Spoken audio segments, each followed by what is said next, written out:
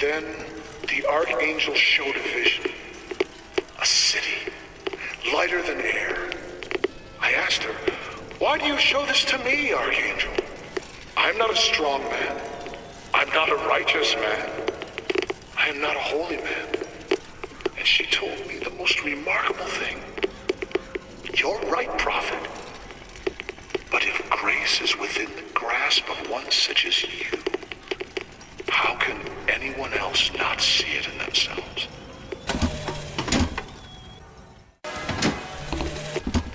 One man goes into the waters of baptism.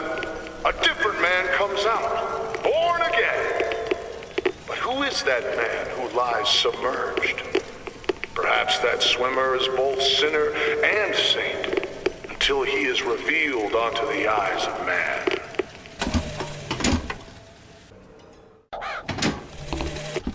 And when the angel Columbia gave unto the founders the tools to build a new Eden, they did so without hesitation. For 85 years they prepared the way of the Lord.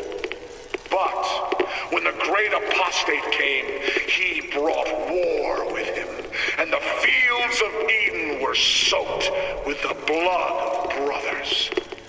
The only emancipation he had to offer was death. What exactly was the great emancipator emancipating the Negro from? From his daily bread, from the nobility of honest work, from wealthy patrons who sponsored them from cradle to grave, from clothing and shelter. And what have they done with their freedom? Why, go to Finkton and you shall find out. No animal is born free, except the white man. And it is our burden to care for the rest of creation.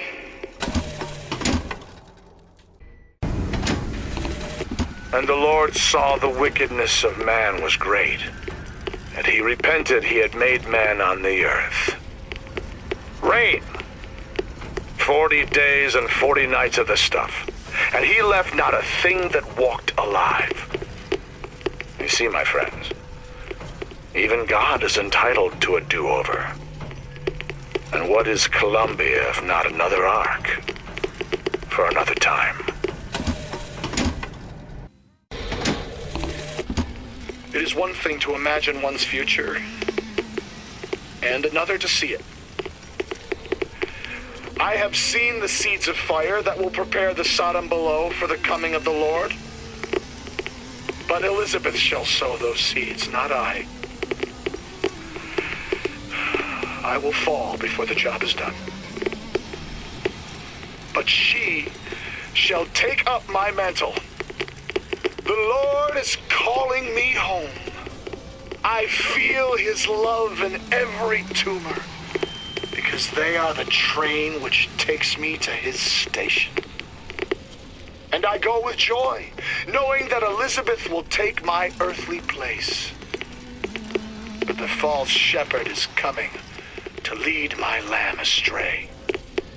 I will not board that train until she is safe from his deceptions. As a boy, I had a dog named Bill. Like all dogs, Bill was a loyal friend. If we had not fed him, Bill would have been loyal. If we had struck him, Bill would have been loyal.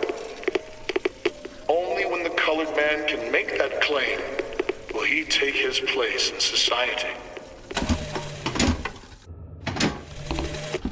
As the months and years turned to memories, so did the men of Congress turn to righteousness. And through the technology of men, the dollars of Washington, the Lord worked his will upon Columbia and raised her high above the Sodom below. And when I came to Washington, there were few in Congress who saw my vision for Columbia. But it is the burden of the prophet to bring the wicked to righteousness. For what am I, if not a mirror to reflect the face of God? To tax the black more than the white, is that not cruel? To forbid the mixing of the races, is that not cruel? To give the vote to the white man and deny it to the yellow, the black, the red, is that not cruel?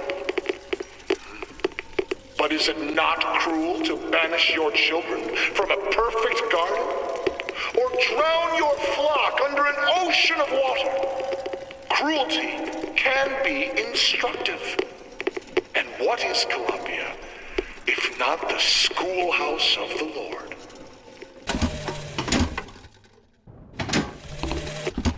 In front of all the men, the sergeant looked at me and said, "Your family tree shelters a teepee or two, doesn't it, son?"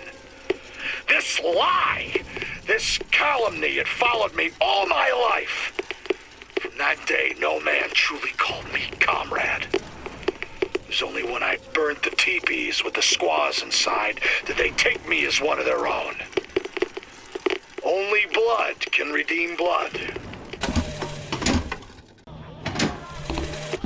The Archangel tells me that Columbia will only survive so long as my line sits the throne. Yet Lady Comstock produces no child. I have done what a man can do, yet there is no child. I have asked Lutece about the matter, but even she refuses to help.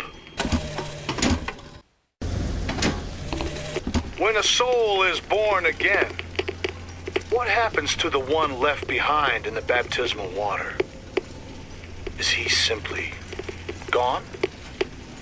Or does he exist in some other world, alive, with sin intact?